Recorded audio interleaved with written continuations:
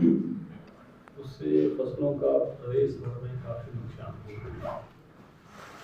अभी जंगल में की जानकारी मैंने विभाग के अधिकारियों से दी, तो उन्होंने कहा कि उनके पास लगभग 10,000 एकड़ गेहूँ के खराबे की और 6,000 एकड़ सरसों के खराबे की रिपोर्ट आई है। मैं खुद भी अभी याकूबपुर पिछले तो भी गया था, मतलब 80 से 100% तक नुकसान है। नुकसान केवल खड़ी फसल का ऐसा नहीं, कटी हुई फसल का भी नुकसान है। जो काट के इकट्ठी कर दी गई उसका भी नुकसान है। ऊपर से ओलावृष्टि, नीचे से पानी भर गए, तो इसलिए एक बड़ा नुकसान जो है फसलों का हुआ है।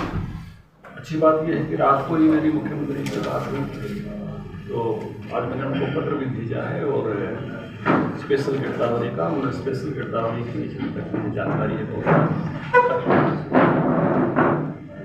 अच्छी बात हो गई है कि स्पेशल गिरदावरी हो। स्पेशल गिरदावरी में केवल वो लोग आते हैं जिन्होंने बीमा नहीं कराया हुआ, 15,000 रुपये प्रति एकड़ कंपनसेशन जिनका डिजास्टर मैनेजमेंट के फंड से था।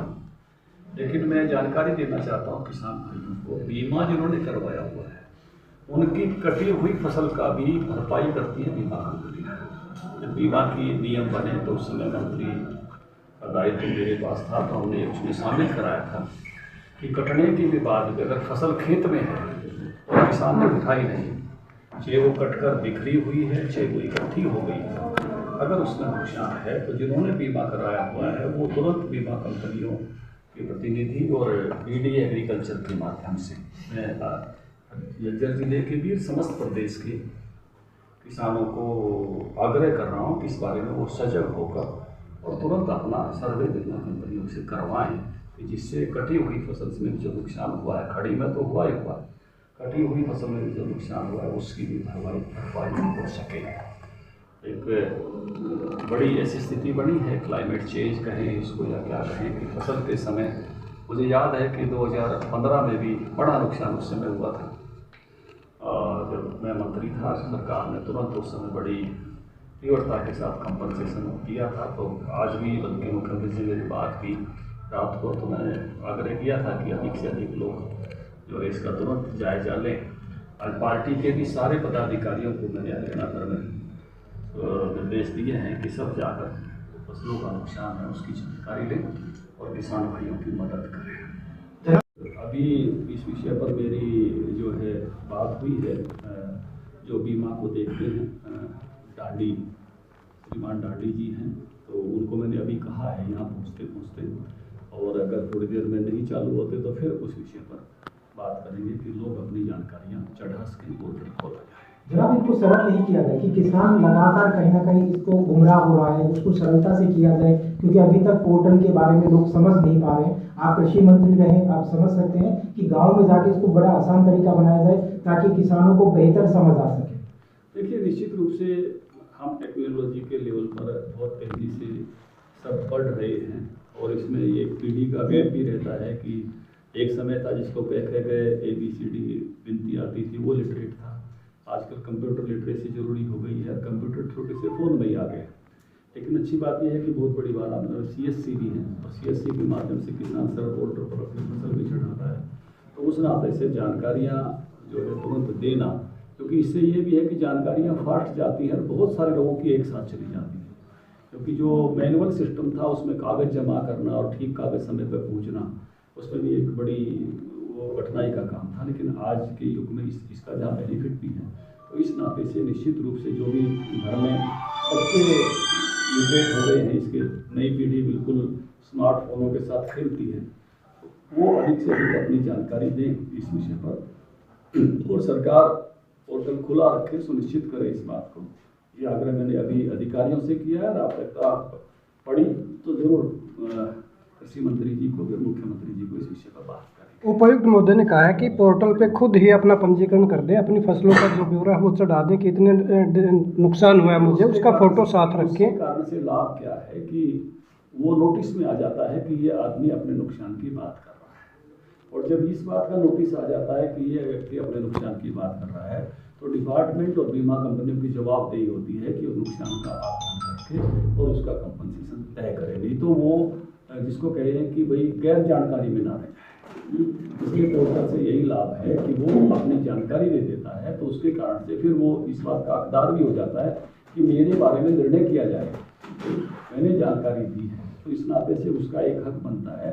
और उसमें फिर वो जिस श्रेणी में आता है, डिजास्टर मैनेजमेंट में आता है, चाहे वो बीमा में आता है, तो फिर उसका एक अपना हक बनता है कि वो उसका जो जवाब मिले, उसका उत्तर दिया जाए। उसका उत्तर नहीं दिया जाता तो सवाल खड़ा होता है कि इस व्यक्ति ने पोर्टल पर जानकारी दी थी, इसका जवाब कंपनी ने क्या दिया या विभाग ने क्या दिया, क्योंकि एक काम विभाग के जिम्मे है, एक काम बीमा कंपनी के जिम्मे होती है। तो जवाबदेही क्या रहेगी इंश्योरेंस कंपनी की? देखिए, निश्चित रूप से जब सरकार आदेश कर देती है तो तुरंत जो है कार्रवाई पर जो है विभाग के लोग लगते हैं, और एक निश्चित समय सीमा में जो भी डिपार्टमेंट, कई बार तो उसकी जानकारी भी बाद में होती है, जैसे अभी बारिश हो गई है और अब जब धूप निकलेगी, जब फलियाँ तड़क जाएंगी, क्योंकि नेचर अपने ढंग से काम करती है, तो उस समय नुकसान और बढ़ जाता है, जो आपको धूप निकलने के बाद दिखाई देगा, जो बारिश होते होते में या बादल छाए हुए में नहीं दिखता।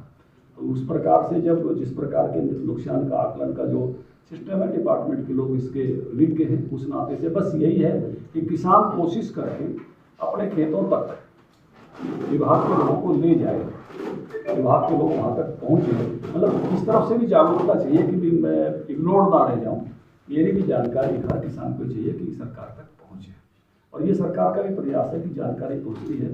तो उसके नाते से इतने वर्षों में सरकार ने इस मामले में मैं कह सकता हूँ कि अच्छा काम किया है। 8800 करोड़ रुपया कंपनसेशन इन 8 सालों में, 1100 करोड़ रुपये हर साल लगभग। पहली बार जब 1025 करोड़ दिए थे तो सबको बड़ी बड़ी राशि लग रही थी, लेकिन अब औसत 1100 करोड़ रुपया हर साल का बना है, जबकि पिछली जो भूपेंद्र हुड्डा जी की सरकार थी 1100 करोड़ 10 साल का नहीं था। तो इस मामले में जोखिम प्रबंधन में अच्छा काम इन 8 वर्षों में हुआ है, और सरकार इस मामले में पूरी संवेदनशील है और काफ़ी दिनों से पेंडिंग है, और निश्चित रूप से इस सारे इलाके के लोग चाहते हैं कि जल्दी से बने। अभी हमारी फरकनगर वाली सड़क बहुत अच्छी बन गई है, इन्हीं दिनों में बनी है।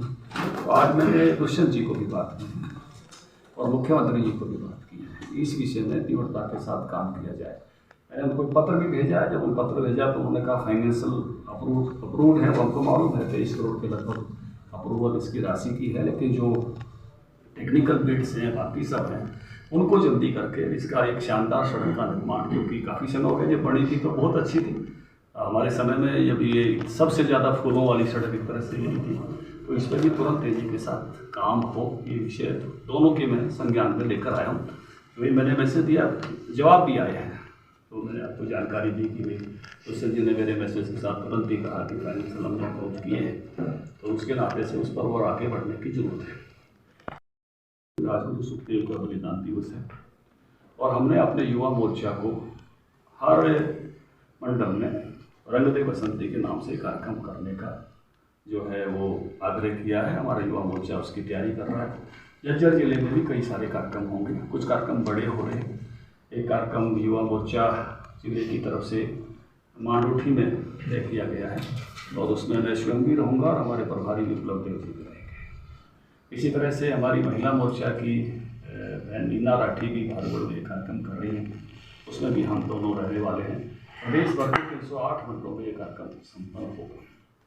25 तारीख को हमारा एक बड़ा कार्यक्रम हिसार में संपन्न हो रहा है।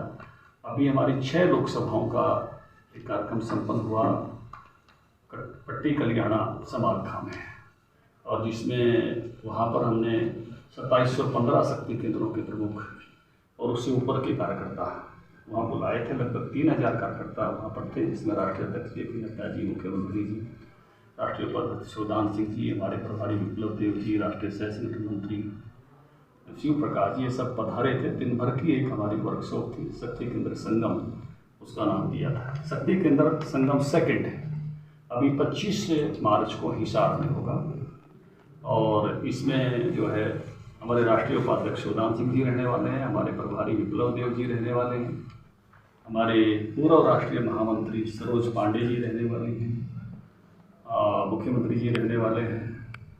तो एक उसका सेकंड पार्ट में कहूँगा कि 6 लोकसभा को हो गया, 4 लोकसभा जिसमें सिरसा लोकसभा, हिसार लोकसभा, भिवानी लोकसभा और कुरुक्षेत्र लोकसभा, इन सभी 4 लोकसभाओं के सांसद और इस इलाके के जो सीनियर लीडर हैं सब उसमें रहेंगे।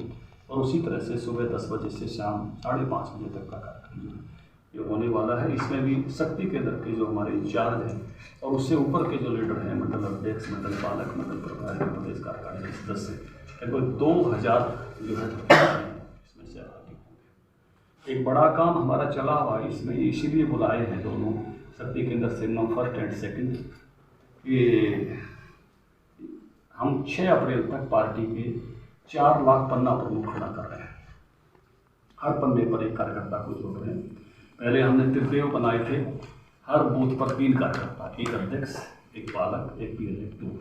अब हर पन्ने से उस वोटर लिस्ट में 20 पन्ने हैं, 15 पन्ने हैं, और हर पन्ने से एक कार्यकर्ता जोड़ रहे हैं और पन्ना प्रमुख सब जगह बनाएंगे। और उन पन्ना प्रमुख के माध्यम से 6 अप्रैल को 4 लाख पन्ना प्रमुखों के घरों पर और उससे ऊपर का हमारा 1 लाख कार्यकर्ता है, सब घरों पर पार्टी का ध्वज एक साथ फहराएंगे। इस बड़े अभियान को लेकर चले हुए हैं और इन पन्ना प्रमुखों की आने वाले समय में हम कार्यशालाएं भी करने वाले हैं।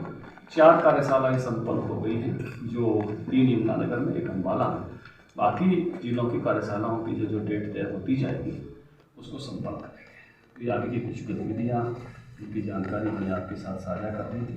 इस काम में लगते हैं, चुनाव में हम बहुत मैं कहूँगा मेहनत के साथ काम करते हैं हर राज्य में। 2024 में भी उस काम में हम लग गए। जैसे बादली के रोड के बारे में आपने कहा 3 बार टेंडर हुई, 3 बार कैंसिल हुआ, अब की बार विधानसभा में विधायक कुलदीप वत्स ने नाम तो आपका नहीं लिया, लेकिन सर ये कहा कि डिप्टी सीएम और सीएम कहीं ना कहीं कर रहे हैं, तो मैं जरूर कहना चाहूँगा कि वो पीडब्ल्यूडी मिनिस्टर वही है, मुख्यमंत्री वही है, एसीएस पीडब्ल्यूडी वही है, EIC पीडब्ल्यूडी वही है, चीफ इंजीनियर पब्लिक पीडब्ल्यूडी वही है। तो जहाँ वास्तव में जहाँ से काम होना है उनको वहाँ बात करनी चाहिए। ये इधर उधर की राजनीति करने की बजाय जिस स्थान से काम होना है वहाँ आग्रह करना चाहिए कि मैं भी पार्टी का ही सिपाही मात्र हूँ, मैंने भी वही आग्रह किया है। इसलिए हर समय किसी एक प्रकार के राजनीतिक मोड में रहने की बजाय लोगों के काम कराने के मोड में रहना चाहिए। के लिए तो बादली आराध्य देव है। धनखड़ ने बादली के लिए एक एक दिन जिया है। बादली को सब डिवीजन बनाना, बादली को तहसील बनाना, बादली को ब्लॉक बनाना, माचरौली को ब्लॉक बनाना, 100 से ज़्यादा सड़कें अपने समय में बादली में बनवाना, 90 से ज़्यादा व्यायामशालाएँ बनवाना, हर वर्ग की चौपालें बनवाना। बादली मेरे लिए देवता है, बादली मेरे लिए राजनीति नहीं है। और वर्तमान विधायक को धनखड़ के फोबिया से बाहर आना चाहिए, लोगों के काम करने चाहिए। मुझे कोई काम तो उनको दिखा नहीं, तुड़वाने के काम में जरूर एक में वो शामिल थे, तो इसलिए काम ज़्यादा करें, वो ज़्यादा अच्छी बात होगी कि लोग काम से देखते हैं उस नाते से, और धनखड़ फोबिया से बाहर निकलें।